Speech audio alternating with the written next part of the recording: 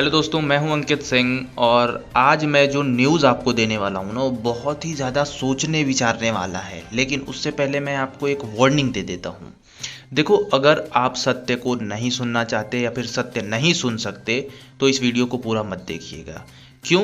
क्योंकि इस वीडियो में अगर आप सत्य नहीं सुन सकते तो कुछ सत्य बातें ही बोली जाएंगी जिससे आपको बुरा लग सकता है।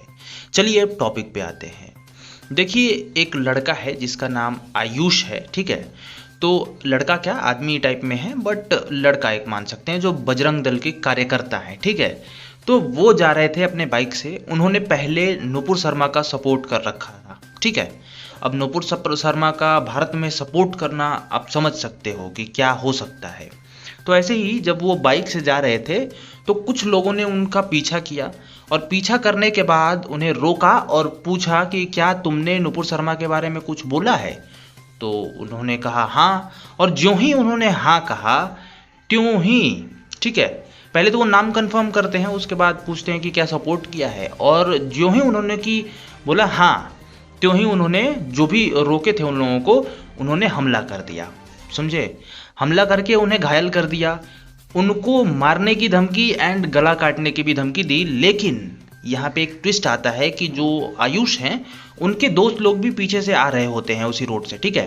तो उनको देख करके ये जो हमलावर थे वो भाग गए, लेकिन धमकी दे के गए कि इसका गर्दन उड़ा दो, ठीक है।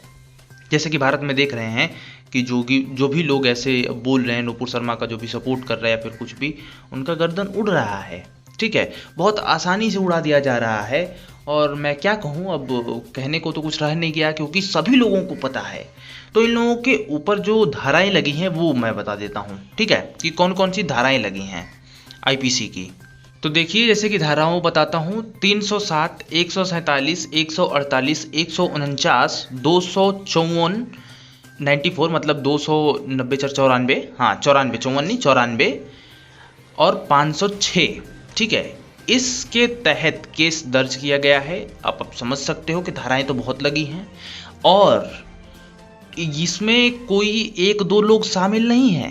नहीं नहीं नहीं, इसमें नाम मैं बता देता हूं। आसिफ, अरबाज, सरफराज, चिंकी, अम्मू मेवाती, अमन मेवाती, सुहेल, मुन्ना मेवाती, सलमान, फिरदौस, समीर मेव तथा साजिद, ठीक है। तो ये लोग हैं जिन पे कि ये कार्रवाई की गई है और आई होप कि वहाँ पे बहुत अच्छे से, और मैं तो कह रहा हूँ कि जो भी धाराएं हैं वो अभी कम हैं, ठीक है ना। क्योंकि इन धाराओं में तो उन लोगों का बहुत कुछ हो जाएगा, लेकिन और सख्त इसको करना चाहिए, ठीक है। इसके लिए कुछ स्पेशल धाराएं लानी चाहिए भारत को, क्योंकि भारत में अब ज़रूरत आने लगी है। जिस तरह से ये हो रहा है कि बोलने पे India is an democratic country and यहाँ पे छोटी सी डेमोक्रेसी नहीं मिल रही है यार। कोई बोल रहा है कि धर्म पर बोलोगे तो वो डेमोक्रेसी नहीं कहलाती। अरे भाई, सत्य बोलने में क्या है?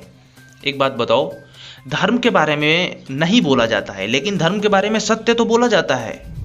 तो नुपुर शर्मा ने सत्य ही तो बोला है। जब बुक में लिखी हुई है, ऑथेंटिक बुक में लिखी हुई है, उसको रिपीट करना कहाँ से गलत हो जाता है? ये कौन गलत कहेगा? हाँ, और अगर किसी बुक में लिखी बातें पढ़ना गलत है ना, और कोई भी देश उसको गलत मानता है कि वो पढ़ भी नहीं सकते, तो आप समझ सकते हो कि क्या है, ठीक है।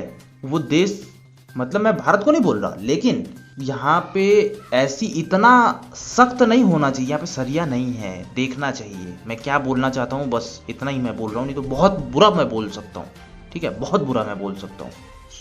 तो यहाँ पे देखना चाहिए, लॉ लाना चाहिए, कुछ स्पेशल लॉ लाने चाहिए जो कि ऐसे काटने कूटने वालों को ना काट दे लॉ, ठीक है। आपकी क्या राय है आप बताइए। नमस्कार दोस्तों, मैं हूँ